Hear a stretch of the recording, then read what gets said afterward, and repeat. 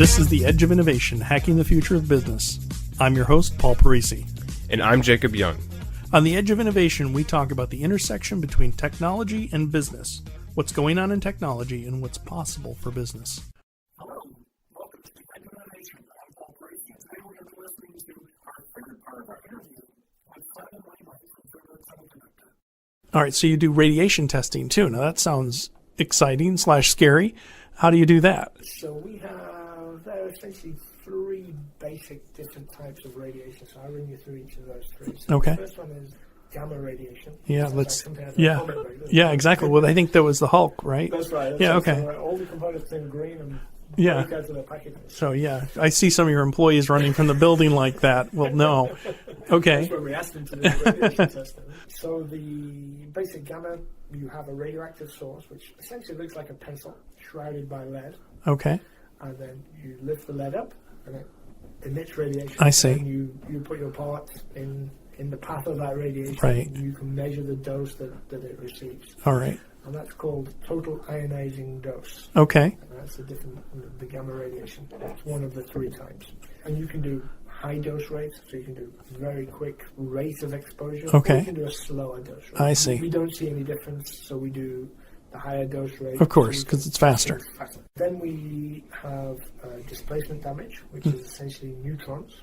Okay. We bombard these with a flow of neutrons, and that essentially is like trying to see whether the neutrons actually displace the lattice, the crystal I lattice see. of the things, causing electrical defect, Right. therefore non-functionality of the part. We actually do both of those things locally. Okay. The neutron, the displacement damage in the University of Lowell, and the gamma radiation in a local company out in Chelmsford. Oh, cool. And then the third one is ion bombardment, essentially. So it's called single event effect. Okay. There are different types of single event effects. But Right. basically, we look to see, we go down to Texas A&M. So Uh-huh. Texas, I think it's Agricultural and Mechanical University. Yeah. A&M. I think it's agricultural mining, actually. But yeah, I just see the bills. I know. I understand. So we go down to Tamu, Uh-huh. and we use the cyclotron. Mm-hmm. So they have this almost like a big washing machine full Mhm. of lots of different ions and atoms. They Wow. accelerate them around in a circle, and then basically they open a door, and certain ions of a specific weight leave. So you can, by opening the door at different energy levels, so to speak, you can tune it in so that different ion species come out. So Interesting. we test with two different ion species, Uh-huh. xenon Okay. and gold. Oh. So we fire gold at our devices while they're biased. And that's the same as if you get you imagine a swimming pool full of ping pong balls. Uh-huh. You get a bowling ball and you throw it in. Oh, That's what we're interesting. trying to simulate Okay. to see how that affects the structure. And so you're doing these because I would imagine there's some mapping to real world events. It's the closest we can get on Earth to maybe an ion that's floating around in space from Uh-huh. a solar flare, for instance. So Okay. you get stray ions that are just floating around, and you may get hit by an ion. I an see. Ion atom.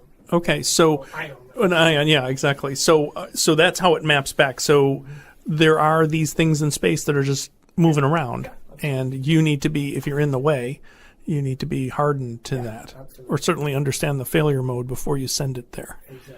Wow, who'd have thunk? Yeah, exactly. We've had great success with that, in fact. So we're very proud of our results for that. And is one device compared to the next device going to have different performance based on that? And what is the different? Why is it? If it is different, what would make it different? I would say if you buy a commercially available device of anything, Mhm. yes, that's the case. But if you Right. buy a specifically radiation hardened part, Right. no, we have to eliminate So that you're- variability Okay, up front. Right. Otherwise, we don't have a business. We're playing roulette. right, Do exactly. that, good luck, do that. But is it intrinsically because of the way you built it? Is it the materials you used? What makes the cake taste good each time? Is it because you use good flour, good sugar, all the precise recipe, or is it something else? No, we keep a very tight control. Firstly, there is a difference in the process, which I won't go into the details. But Right. There is a difference in the process that allows us to have this performance, which we worked very closely with EPC to develop. Mhm. Then secondly, we do a lot as I said, of screening, a lot of testing. A lot Right. so we have a very, very tightly controlled process. And then, not only do we have a tightly controlled process for the chips that come off the line, Right. we then verify that with all these screenings and conformance inspections and live tests. So are you going to be like Intel, where you take the chips that are partially failed and just make it an i3 and an i5 and different clock frequencies? I'd say nothing about Intel. I don't know loads of Well, but so, I mean, is there a market for your underperforming parts? Yeah, I mean, we convert them into commercial parts. Okay. Electrically, they will be within spec, but they won't even get that far. So then people can use them for doing their tests, their engineering tests on I see. a breadboard. I see. Good point. Yeah. So they can use that, and they don't have to go through all of the radiation. Right. They're electrically, they will be the same. Right. It's just that they I see. will be as rugged. So have there been any, so let's get back to the entrepreneurial idea, the business idea. Again, when you wake up Monday morning, you're not employed. You got to get up and do the work.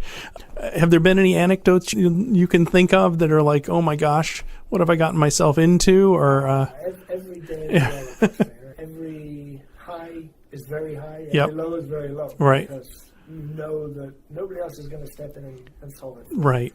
And that's the same, I imagine, in any business. Yes, it is. And there's nowhere to hide. That's true. That's true. That's true. You are it. The buck stops with you, and that's the biggest. If you work for somebody else, you can go out, you go to work, you come home, you forget about it. Right. Until the following day. We can't turn off. Right. That's true. It's true, but it is fun. Oh, absolutely. It is very much fun. It gives you a certain flexibility in life as well, I would say as well. Yeah, and it's, what I find is it's the creativity that you're allowed to do, getting things to work. It's complicated. It's hard getting people to do what they're supposed to do. I imagine, so you've got not only the people part, but you've got the technology part. Yep. And we're in a world where we do some creative work, but we make technology work. So we're not like inventing the computers, we're just making them work. And you're inventing the computer as well as making it work, and you got to manage the people doing it. At least the power supply. Yeah, exactly. Very cool. We've been talking with Simon Wainwright, president of Freebird Semiconductor. What's with the name? Oh, there are 3 different reasons, and depending on who you are, I give a different reason. Okay. So I'll go through each of them. All right. Please, nobody who's listening to this tell anybody else. Okay, no, we won't. So, firstly, the 3 of us, the 3 founders, worked at the same company, and we left the company, so we were Freebirds. So we spread our wings. And all right. That's one. That's one story. That's a good story. Okay. That's one of the versions. The second version is that a bird is a colloquialism in the space industry for a satellite. Okay. So it's a Freebird. Well, they're certainly not free, though. That's right. So it's a bird. It's a colloquialism for a satellite. It's a bird. And then the third one is that, and you must have heard of Leonard Skinner. Yep. So there you go. Well, what about Leonard Skinner? We're all from that. Okay, so you're fans of that song. We were in a bar in California, and what should we call the company? Did the song come on the jukebox? Did it really? Freebird, yeah. Are you serious? So that's cool. But you'd be surprised how effective the name is, because a lot of people associate it with the song. Sure. Yeah. And of course, we're really cool guys. So when we talk to procurement guys, well, that's cool. That's cool. But all 3 of the reasons I gave you really contributed to the name. Oh, that's cool. I would have never imagined you could have gotten even the domain name nowadays. There's so many that are taken. Yeah. But you were, that's great. Nobody wants to be a Freebird semi. Semi-Freebird? Fascinating. So yes, we're sitting here with Simon Wainwright. Do you need a website that actually works and is easy to update? Savior Labs is a Boston web services firm that cares for your business and your team. We solve problems so you can focus on what you do best. Just follow the link in the show notes and enter code WEB1 for more information.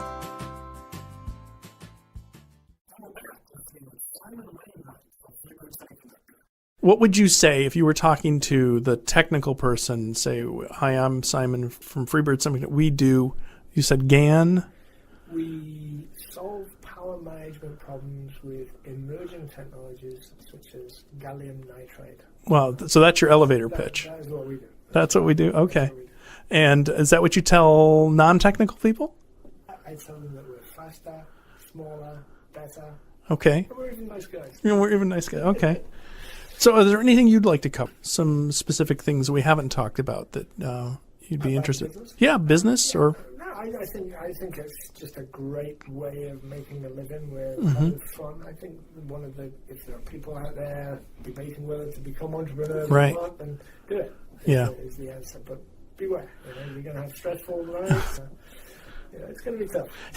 Has there been a particular, have you had any good mentors, people that you've gone to when you've been like, what do I do in this situation? Or have you been pretty much organic? No, we've been pretty much organic. Really? I think the three of us are really tight. And Yep. we shout at each other, but we hug each other. Yeah. So Yep. it's good to have that backup of your other two partners. Yep. Whichever of the three you are, Yep. you always have the backup of That's true. That's a of good the other point. two partners. So would you recommend that over going it alone? I'm not sure, to be honest. I've done both. Uh-huh. They're both equally as good. Or as difficult? Yeah, I you It's have not to- like it solves all your problems, having No, two it other doesn't- partners. No, it doesn't solve all your problems. Sometimes it creates them. Sometimes it does the work. Right, exactly. So how many parts do you have? Model parts do you have? Or what's your portfolio? So our portfolio, we have three main Transistors. Three main product ranges. Oh, ranges, okay. So we have hermetically sealed parts. Ooh, in a Funkin' Wagnall's doorstep with... So hermetically sealed. What is hermetically sealed? Everybody has heard that. Hermetically sealed. Who's Hermie? Hermetic. He's, so there's a guy who lives on the street. Yeah, and he steals them for you. That's right. So we basically have a box. It's essentially a box that you connect the chip inside. There are connections that come out through that box, and then we put a lid on the box, and nothing can get in or out of that. So we try and fill the box up with nitrogen. Okay. We close the box, and basically that is to protect the parts from moisture when they're on the ground. Okay. Not when they're in space. Interesting. Space is a vacuum. So Uh-huh. there's no problem in space. But it's to protect the parts. If they go down to Florida and sit on a launch pad for a couple of weeks, Right. humidity, it's to stop moisture getting in and Interesting. affecting the electrical parameters Okay. of the part. So that's the first, the hermetically sealed part. Okay. It's called the FBG Okay. series. Then we have a even smaller version of that, which is called the FDA series, Freebird Diadapter series. So these are on a ceramic header, but there's no box. So this is a smaller version. I see. Almost a chip scale Okay. product. So how big is this physically? Is it a Physically, quarter of an inch, eighth of an I inch? can give it to you in mils. Oh, okay. Yeah, you're a scientist. So the hermetically packaged part would be, a typical part would be 220 mils, so 0.22 inches by 0.15 inches. Okay. And that can conduct 30 amps. Wow. And not just like for a half a second. No, constantly. Constantly. Wow. So that's How do you get the conductors to get to that?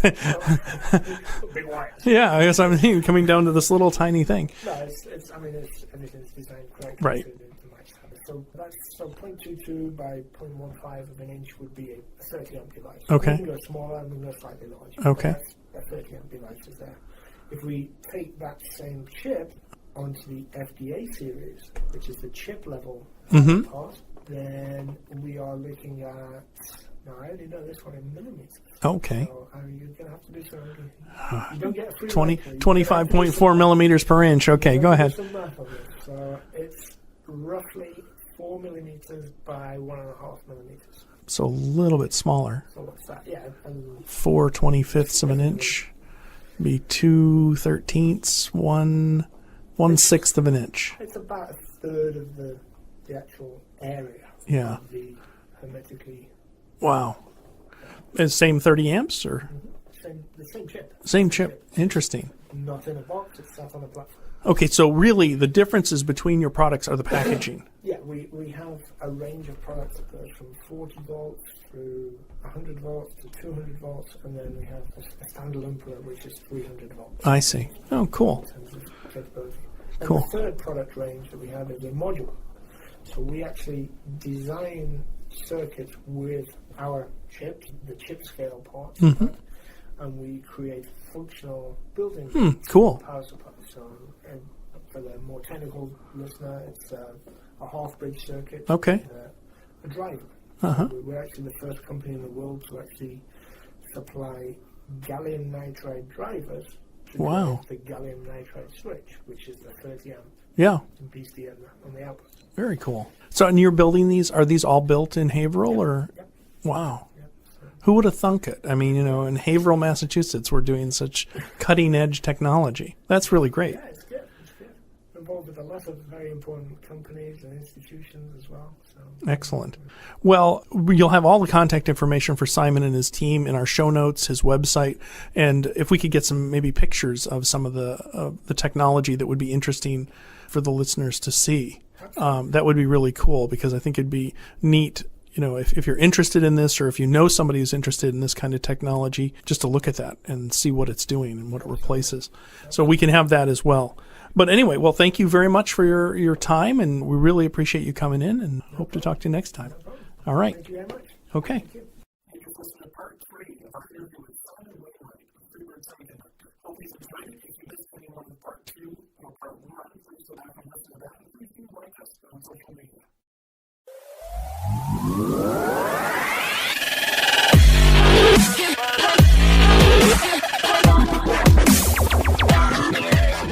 The Edge of Innovation is brought to you in partnership with Savior Labs.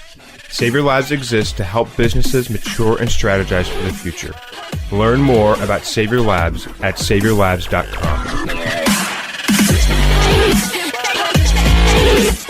Thank you for listening to this episode of The Edge of Innovation, Hacking the Future of Business. For the show notes and more information about Paul, please visit paulparisi.com. The Edge of Innovation is produced by Jacob Young in conjunction with copious amounts of coffee. Music on today's episode was from bensound.com. Paul can be found on Twitter at pdparisi and on LinkedIn at linkedin.com/pdparisi. This episode, like all our episodes, is transcribed and available at paulparisi.com. Thanks for listening, and we'll see you next week.